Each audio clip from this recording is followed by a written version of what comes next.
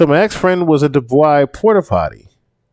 But that's a story for another day. Not gonna hold y'all long, but she used the money to buy her man a car for his birthday and he left her when he found out what she had done.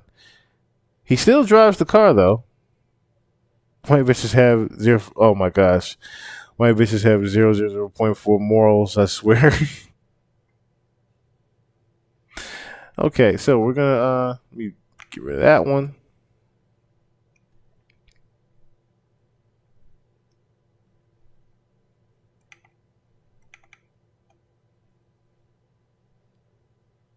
Oh, you know what? Where's part two? Okay, bring up part two. Sigh. Okay. So a while back, when I was in Costa Rica, I met these white girls who basically were traveling the world. They were fucking wild, but yeah. So this one girl, she's a flight attendant. Let's call her Kate. So Kate was constantly hyping me up about traveling.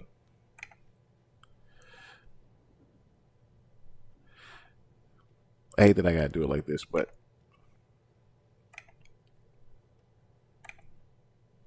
oh, you zoom that one in. Okay, so one night after the club, we're on the beach with the surf boys. The fucking stories I could tell about these surf boys. And we're telling the wild stories. Kate goes, well, I hate the wildest. Well, I have the wildest. Bitch, nothing prepared me for that fucking roller coaster Kate took us on. So Kate proceeded to tell us that there's this underworld of sex traveling.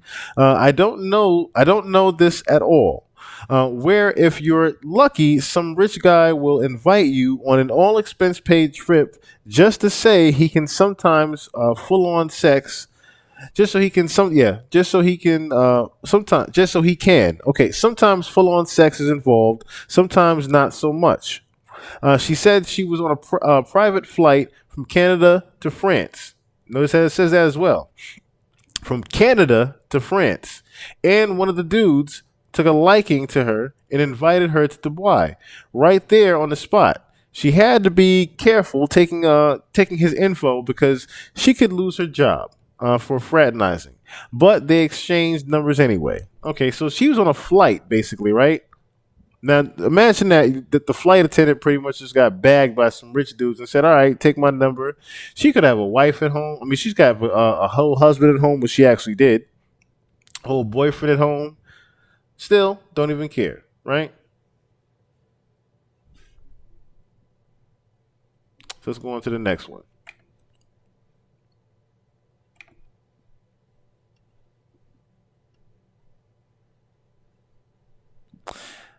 Oop.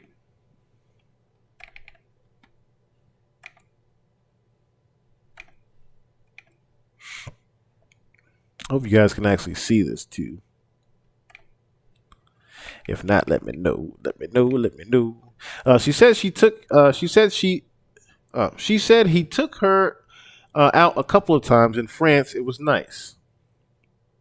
He was the perfect gentleman, opening doors, paying for experiences, etc. She said she kissed him and he was taken aback, like he wasn't expecting that. She thought he would cancel the trip, but he didn't. Now you got a whole ass boyfriend at home. You kissing random dudes, ain't that something? Mind you, this man is super cute supposedly, so he's into him. Oh, so she's into him too. Anyway, D Day rolls around. D Day rolls around. That's funny. She's boarding her flight in Canada, and he's boarding in L.A. So they're meeting in Dubai. She told her boyfriend she had a small gig over there, and he was like, "No problem." Yeah, rat bastard. She said she said he set her up in an amazing room with a view, and they met up later after they both got some rest. They did dinner and took her back to the hotel and left. She's wondering what the fuck is wrong with she's wondering what the fuck is wrong on with this man. If she only knew. If she only fucking knew. this one up.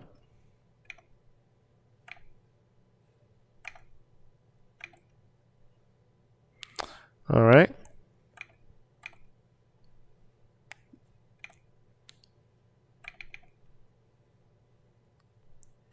I don't know why that came up. Okay, so the next morning he texts her and says, "Get ready, dress classy. You have an hour." Cool. She gets ready, and car picks her up.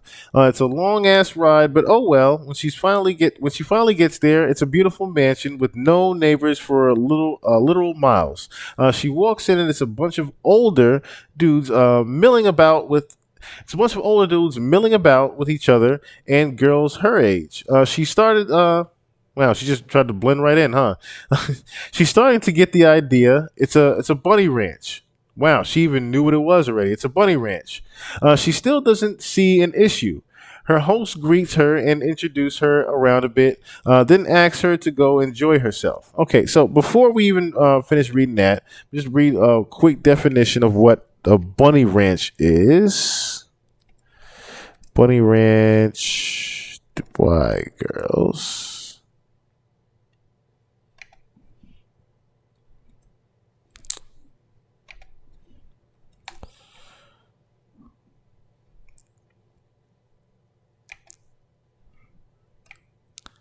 Okay, so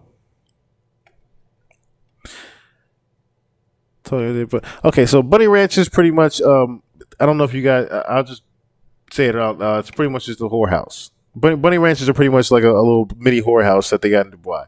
Anyway, okay, so she walks in a bunch of let's see, Bunny Ranch. She's still in, okay. She's talking with the girls, and some are really nice, but a few of them are really nervous, and she just chalks it up to them being newbies. She just chalks it up to them being newbies. They were not. She said she noticed the men weren't drinking, even though there was alcohol everywhere. Most of them were having coffee. Interesting. That's when you pretty much know shit's about to get a little bit weird if they were drinking fucking coffee of all things. Another reason I'm single. I agree with you there. I agree with you. That's why you shouldn't kiss. That's exactly why you shouldn't kiss. That's exactly why you shouldn't kiss at all. Move this one up a little bit. Just a little bit. Oop, oop, oop. Just a little bit.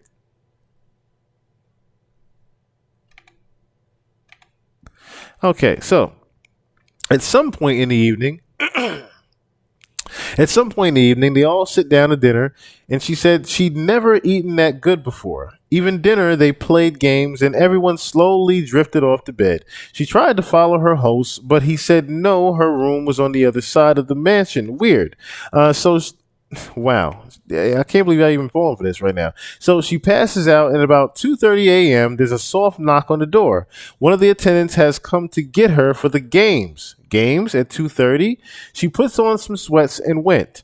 She said where there had been furniture just hours before, the whole place was empty, except for buckets and sex toys. The other girls were standing around too. Some were confused, but the nervous girls were shaking now. So much for being a pro. Right, red flag like a motherfucker. Laced alcohol. Brothel where they line up everyone so you can pick. That's the Bunny Ranch. Yeah, I was trying to find the actual definition, but thank you, Freebie. Thank you so much for that.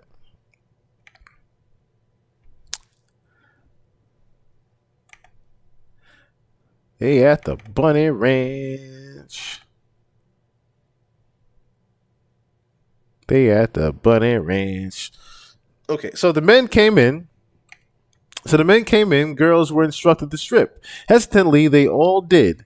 She said she watched in horror as the jovial, fat German man walked over to a bucket, dropped his pants, and took a shit standing over it. He pulled his pants up and walked over to one of the girls and hand fed her his shit.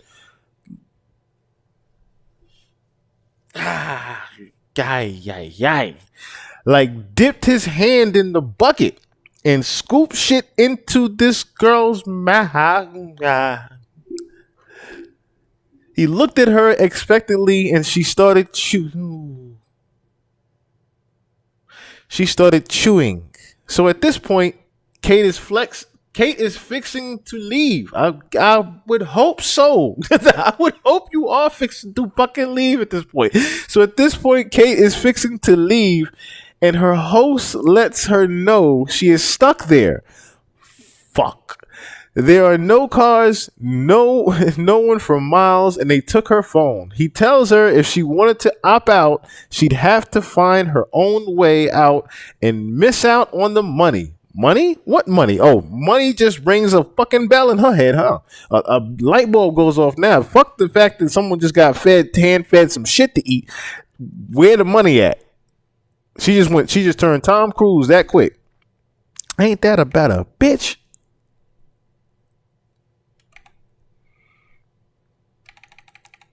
Okay, so he proceeded to explain the game. As he does, she looks around. The men are smiling and the girls, well, they're calculating how much they can take. 50,000 last the weekend and you get the 50,000 each. At this point, the girl chewing starts gagging. The man with the bucket holds it out and she pukes into it. He grins wide. He sidesteps to the next girl, silently challenging her, tears in her eyes. Oh my God. She opens her mouth. Oh my Lord. I'm just going to list off some of the things she said she did and witnessed. Wow. One girl had the contents of the bucket stuffed up. One girl had the contents of the bucket stuffed up her. Kate ate a solid piece of shit. Girls had to slide across the floor on their stomach, licking up shit. There was human centipede actions. Now, if you don't know what a human centipede is, if you've ever seen the movie Human Centipede, it's pretty much where everybody is attached to an ass. Okay, so pretty much you're on all fours. You're eating one girl ass. The next one is eating the other one's ass. The next one eats another one ass. Next one eats another one ass. Next one eats another ass. Another ass. It's a whole big ass train of ass eating. Pretty much. And everybody's just attached to that ass. Attached to an ass. Pretty much. Disgusting.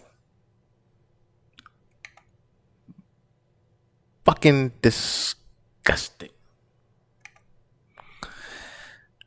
Ah, Lord have mercy. The buck don't stop there. Rooms the next morning, they were summoned to breakfast, and the men ate and drank and joked like nothing happened at all that weekend. Each girl collected their cash. She said while she was getting into her care, this sick man, her host, had the audacity to say, "Hope to see you at the next one." The fucking audacity. She said when she got back to Canada, she took a work sabbatical and underwent intense therapy because the sight of anything brown and creamy anything brown and creamy triggered you, huh? You couldn't even do no damn cream in your coffee, huh? She didn't tell her boyfriend about it until a year later, and he promised not to tell anyone what she did, but that he couldn't be with her. He said he was keeping the car, though. Smart man. It was the it was the least she could do after putting him through that. She said it was fair and let him keep it. He got a free car out of finding out that his girl cheated and ate some shit. Yeah, she got $50,000. $50,000 fucking dollars for that. $50,000 goddamn dollars. So, clearly she didn't learn her lesson because I met her while she was doing a sex travel. She did say, though, that she refuses to meet the men anywhere other than the hotel, bar, and restaurant, and always has backup when they go to the rooms. When she was done, the air was still, the silence was deafening. We were all in ducking shock because why would you ever tell that story? I never spoke to her again. Smart man. I want y'all to understand Kate comes from a good home, had a job that lets her travel free, made good money. Said that's the part. She's a fucking flight attendant. Made good money at the job, said, and still did all that for some fucking Instagram pictures. Some people are beyond saving, brother. Agreed there. Some people are just beyond saving.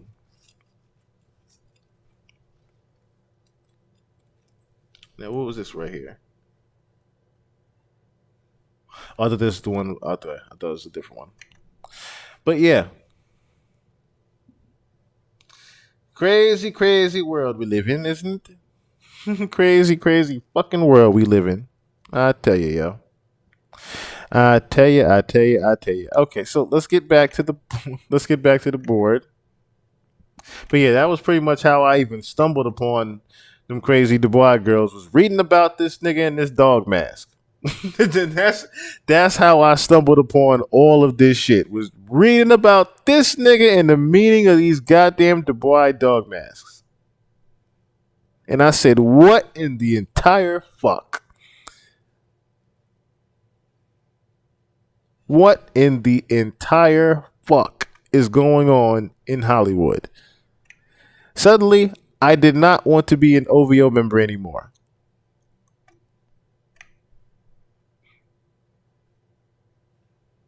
Flight attendants get paid shit, to be honest. Is that there's a joke on the airline industry that says don't use your welfare benefits your in your uniform. That's funny. I would think flight attendants have it good though. I would definitely think they always had it good though. I would have definitely thought that. All right, so where else? Where else? Oh, okay. So while we got everybody in here still, before I get to the shell corporations, before we get to the shell corporations, let's read this here.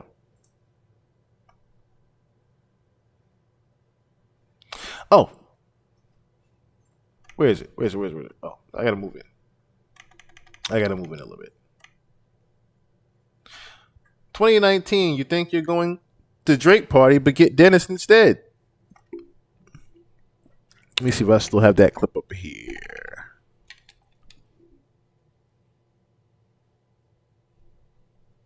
Oh, yes, there it goes right here.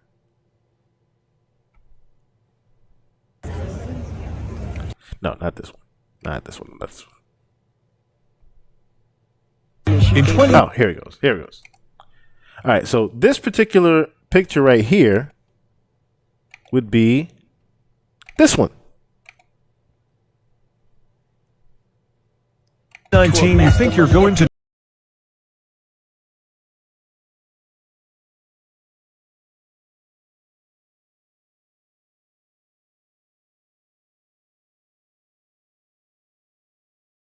So what was actually happening was supposedly Dennis was tricking women into coming to his house, telling them that it was a Drake after party, when instead it was actually just his fucking house and a creepy ass butler following girls around.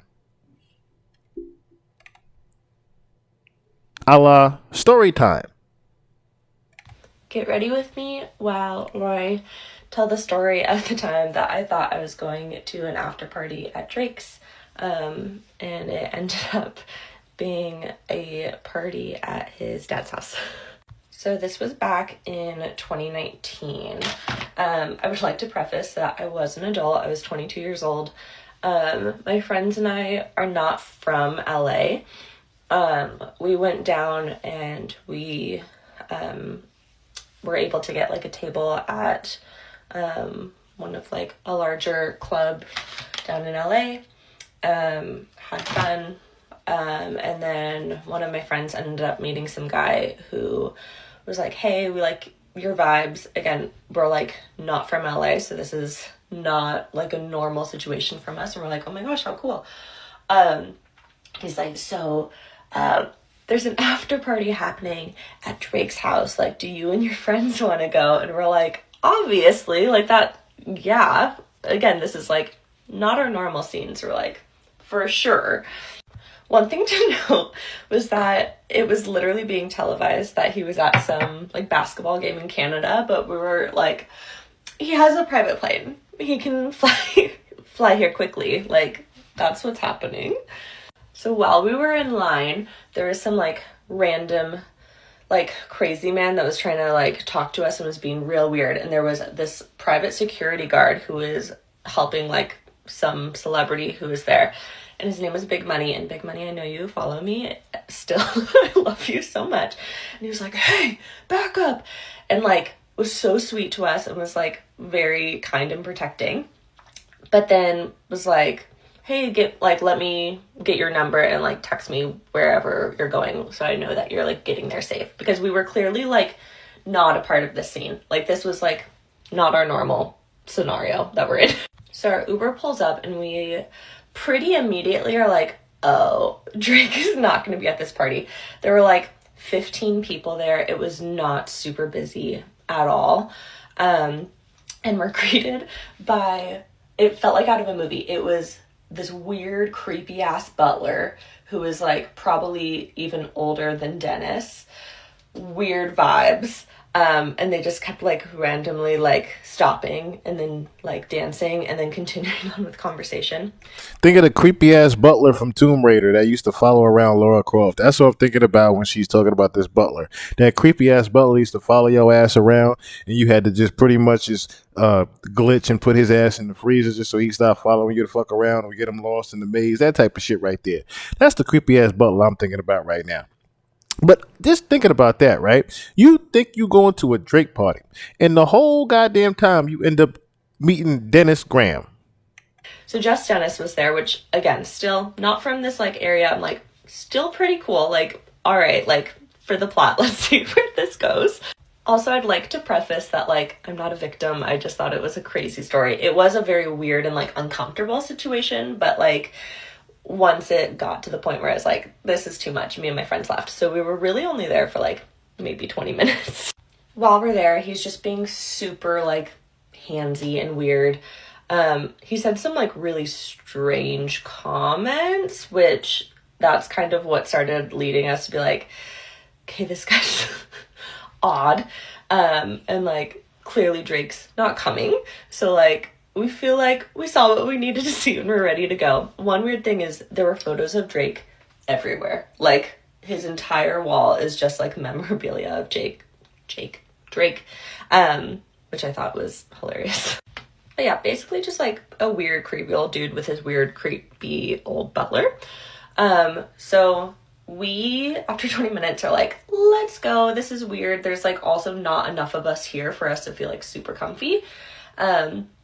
So we tried to call an Uber, but he lives like way up in the Hollywood Hills, and there was like a security guard at the beginning of the neighborhood, and they're like, oh, the security guard won't let us in. He's like, no joke, like 1.5 miles up this road. And we're like, what the fuck? So we literally had to walk in the pitch black to get to our Uber because the security guard wouldn't be like letting our Uber in. No street lights at all. So we're walking, a group of, I think it was like 5 of us girls. And then all of a sudden we're walking and we see a car coming up from behind us, and it slows down, and it's the fucking butler. I don't know if I can cuss on here. And he's like, hey girls, you want to get in the car? See, I told you, like the creepy ass butler from Tomb Raider.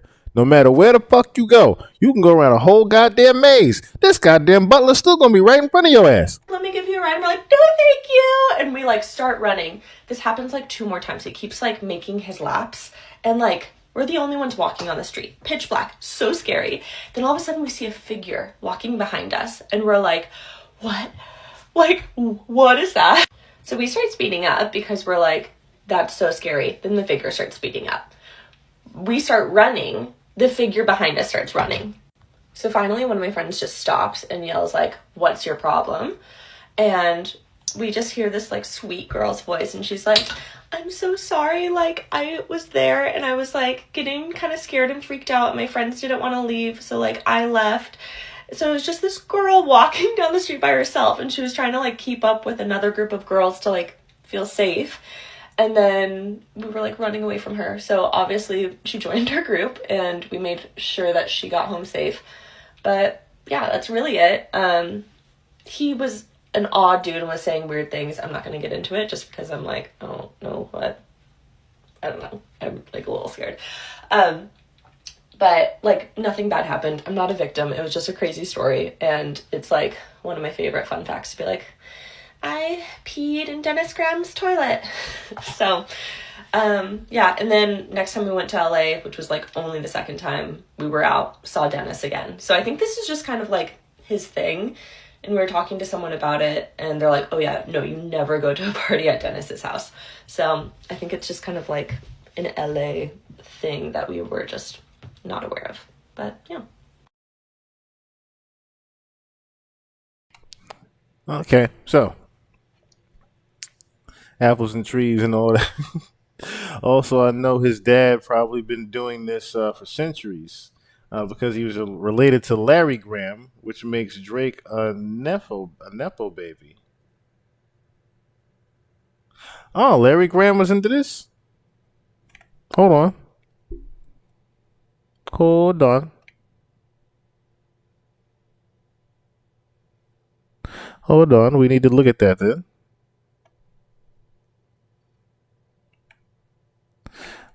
We need to take a look at that then.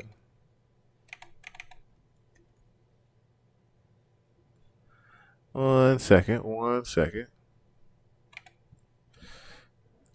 Let's see if we can find something on Mr. Larry Graham.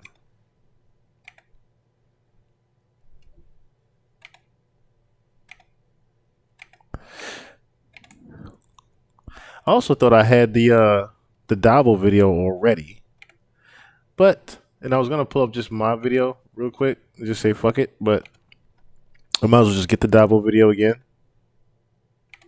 while I'm at it. Makes no sense not to.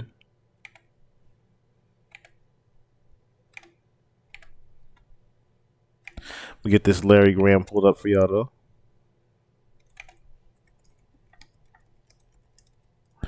Larry Graham Drake.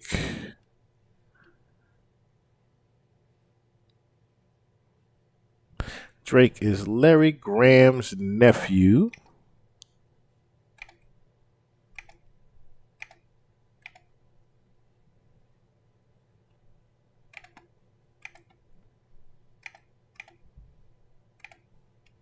Okay. Let me pull that up here. Larry found out about Dennis after Drake blew up.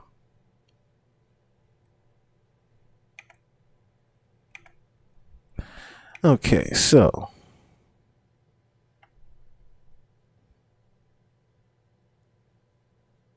Okay. Well, We got Larry Graham right here.